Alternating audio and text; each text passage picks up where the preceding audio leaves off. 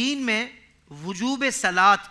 سیام اور حج کے لیے تو ایام اور اوقات کو متعین کر دیا گیا ہے، لیکن زکوٰۃ کے لیے قرآن و حدیث میں صراحتاً کوئی مہینہ یا دن یا تاریخ مقرر نہیں کی گئی، اس کی کیا حکمت ہے؟ یہ سوال بہت اچھا ہے جی حضور۔ کہ اللہ تبارک و تعالیٰ نے مثلا نماز ہے تو ان الصلاۃ کانت علی المؤمنون کتابا موقوتا، کہ وقت کی پابندی کے ساتھ نماز فرض کی گئی ہے۔ حج کے لیے فرمایا کہ یسألونک عن الاہلہ، اے پیارے حبیب صلی اللہ علیہ وسلم، یہ لوگ آپ سے چاند کے بارے میں پوچھتے ہیں، قل ہی مواقیت للناس والحج،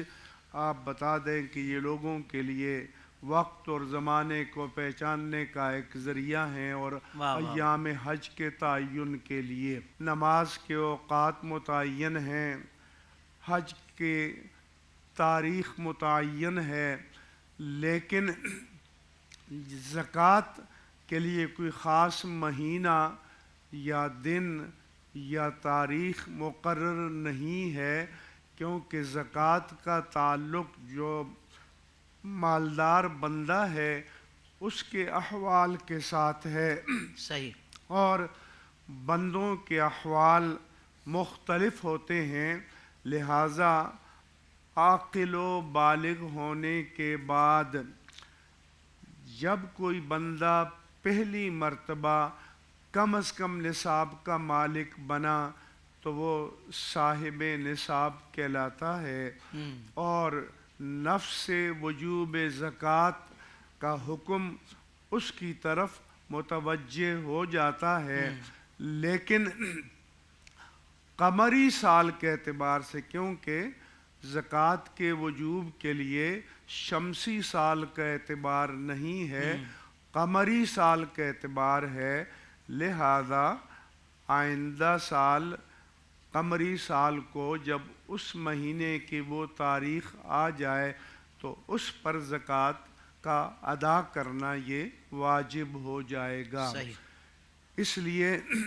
لوگوں نے اپنی اپنے سہولتوں کے مطابق، کسی نے رمضان کا مہینہ، کسی نے رجب کا، کسی نے کوئی مقرر کر رکھا ہے،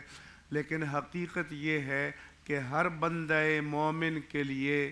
زکوٰۃ کے قمری مہینے کی وہی تاریخ معتبر ہے کہ جب عاقل و بالغ ہونے کے بعد پہلی مرتبہ وہ صاحب نصاب بنا تھا۔ ہاں، البتہ ایک بات ذہن میں رہے کہ یہ جو بتایا جاتا ہے کہ زکوٰۃ کی وجوب کی شرائط میں حولان حول ہے، یعنی سال کا گزر جانا ہے مالداری پر، تو اس کے ہرگز یہ معنی نہیں ہے کہ ہر مال پر سال گزرے، بلکہ فقہاء نے کہا کہ سال کی ابتدا میں اور اختتام پر بھی صاحب نصاب ہے یا بیشتر ایسا صاحب نصاب ہے، تو فرض کرو کہ کسی نے اپنی زکوٰۃ کی ادائیگی کے لیے یکم رمضان المبارک کی تاریخ مقرر کی ہوئی ہے، تو اس سے ایک دن پہلے یا 10 دن پہلے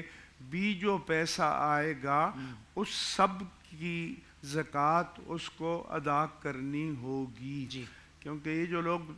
اشتباہ پیدا کرتے ہیں، اگر ہر مال پر سال گزرنا شرط قرار دیا جائے تو جو کاروباری لوگ ہیں ان کا تو روزانہ پیسہ آتا ہے، روزانہ پیسہ جاتا ہے، تو پھر تو اس کا حساب کرنا ہی بندے کے لیے ناممکن العمل ہو جائے۔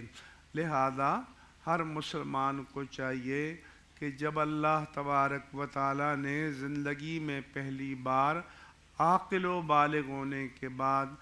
اس کو نصاب کا مالک بنایا تھا، تو اس تاریخ کو یاد رکھے اور ہر قمری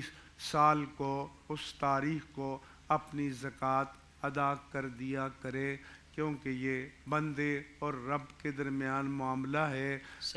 دنیاوی معاملات میں تو چیزوں کو چھپایا جا سکتا ہے، لیکن خالق اور مالک سے کوئی چیز پوشیدہ نہیں ہے۔